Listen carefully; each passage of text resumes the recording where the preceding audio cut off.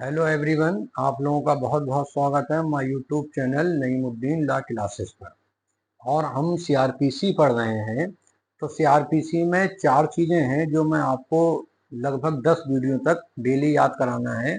सबसे पहले तो इस संहिता का नाम क्या है? भारतीय नागरिक सुरक्षा संहिता 2023। इसको शॉर्ट में हम लोग BNSS 2023 भी बोलते हैं। कुल अध्याय कितने हैं? अध्याय है 39 यानी 39। कुल धाराएं कितनी है? 531। अधिनियम संख्या कितना है? 46 यानी 46। कब लागू हुई? 1 जुलाई 2024। तो ये 4 पॉइंट हैं जो आपको याद होने ही चाहिए। क्या क्या? एक तो इस एक्ट का नाम क्या है? भारतीय नागरिक सुरक्षा संहिता 2023। कुल अध्याय कितने हैं? 39 यानी 39। कुल धाराएं कितनी है? 531। अधिनियम संख्या कितना है? 46। कब लागू हुई? 1 जुलाई 2024। अब चूंकि अध्याय 1 हमने पढ़ लिया था, उसमें मेन जो था धारा 2 में डेफिनेशन क्लॉज था। लास्ट की 2 वीडियो में आप उसको देख सकते हैं। आज हम दूसरे अध्याय पर आ गए हैं। ये अध्याय है धारा 6 से 20 तक। तो आज हम 3 धाराएं पढ़ेंगे इसमें, धारा 6, धारा 7 और धारा 8।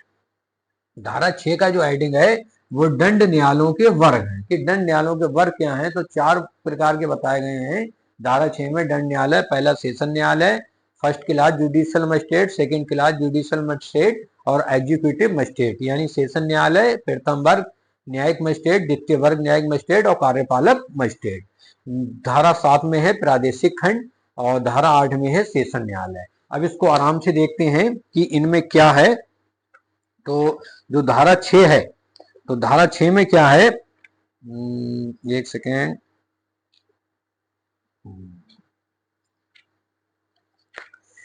धारा 6 में बताया गया है दंड न्यायालय। तो कहा गया है उच्च न्यायालय और इस संहिता से भिन्न किसी विधि के अधीन गठित न्यायालयों के अतिरिक्त प्रत्येक राज्य में निम्नलिखित वर्ग के दंड न्यायालय होंगे। यानी उच्च न्यायालय और इस संहिता से भिन्न, हाई कोर्ट तो इंक्लूड है ही। तो 4 प्रकार के मैंने बताए आपको, लिखे हुए भी हैं। सेशन न्यायालय, प्रथम वर्ग मजिस्ट्रेट, द्वितीय वर्ग मजिस्ट्रेट और कार्यपालक मजिस्ट्रेट। अब आते हैं धारा 7 पे, प्रादेशिक खंड। इसको कहा गया है टेरिटोरियल डिवीजन, यानी इसको कितने भागों में बांटा गया है। तो धारा 7 के 4 सब क्लॉज हैं। सेक्शन 7 सब क्लॉज 1 कहा गया है प्रत्येक राज्य एक सेशन खंड होगा और सेशन खंडों से मिलकर बनेगा और प्रत्येक सेशन खंड इस संहिता के प्रयोजनों के लिए एक जिला होगा और जिलों से मिलकर बनेगा। फिर सेक्शन 7 सब क्लॉज 2, राज्य सरकार उच्च न्यायालय से परामर्श के पश्चात ऐसे सेशन खंडों जिलों की सीमाओं या संख्याओं में परिवर्तन कर सकती है। राज्य सरकार सेशन खंडों जिलों में परिवर्तन कर सकती है, लेकिन किसकी परमिशन से? हाईकोर्ट की परमिशन से। सेक्शन 7 सब क्लॉज 3, राज्य सरकार उच्च न्यायालय से परामर्श के पश्चात किसी जिले को उपखंडों में विभाजित कर सकेगी और ऐसे उपखंडों की सीमाओं या संख्या में परिवर्तन कर सकेगी। सेक्शन 7 सब क्लॉज 4, किसी राज्य में संहिता के प्रारंभ के समय विद्यमान सेशन खंड, जिले और उपखंड इस धारा के अधीन बनाए गए समझे जाएंगे। यानी पहले भी अगर बन चुके हैं तो वो इसी धारा के अधीन समझे जाएंगे। अब आते हैं सेक्शन 8 यानी सेशन न्यायालय, कोर्ट ऑफ सेशन। तो कई बार ये आया है क्वेश्चन कि सेशन न्यायालय किस धारा में है। तो ये कोर्ट ऑफ सेशन किस धारा में है? तो धारा 8। इसमें भी कई सब क्लॉज हैं, एक एक पढ़ते हैं। सेक्शन 8 सब क्लॉज 1, राज्य सरकार प्रत्येक सेशन खंड के लिए एक सेशन न्यायालय स्थापित करेगी।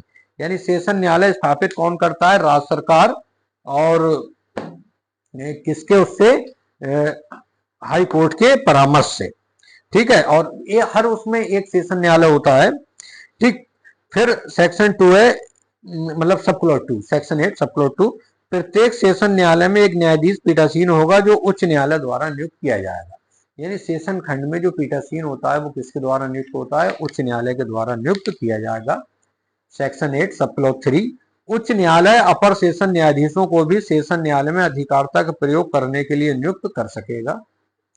सेक्शन 8 सब क्लॉज 4, उच्च न्यायालय द्वारा एक सेशन खंड के सेशन न्यायाधीश को दूसरे खंड का अपर सेशन न्यायाधीश भी नियुक्त किया जा सकेगा और ऐसी दशा में वह मामलों को निपटाने के लिए दूसरे खंड के ऐसे स्थान या स्थानों में बैठ सकेगा जो उच्च न्यायालय निर्देश दे।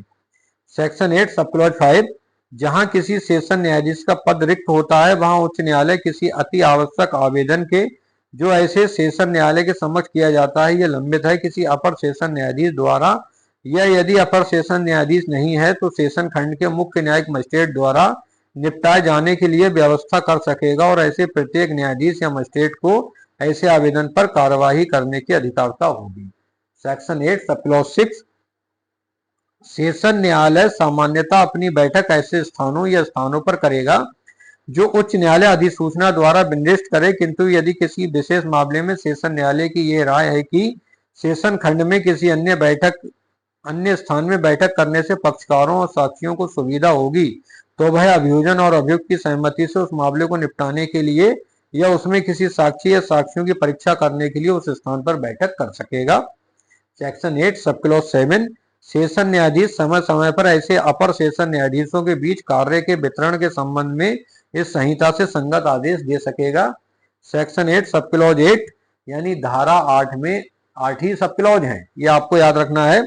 सेशन न्यायाधीश अपनी अनुपस्थिति या कार्य करने में असमर्थता की दशा में किसी अति आवश्यक आवेदन पर का अपर सेशन न्यायाधीश द्वारा, यदि कोई अपर सेशन न्यायाधीश न हो तो मुख्य न्यायिक मजिस्ट्रेट द्वारा निपटाए जाने के लिए भी व्यवस्था कर सकता है, और यह समझा जाएगा कि ऐसे न्यायाधीश या मजिस्ट्रेट को ऐसे आवेदन पर कार्रवाई करने की अधिकारता है।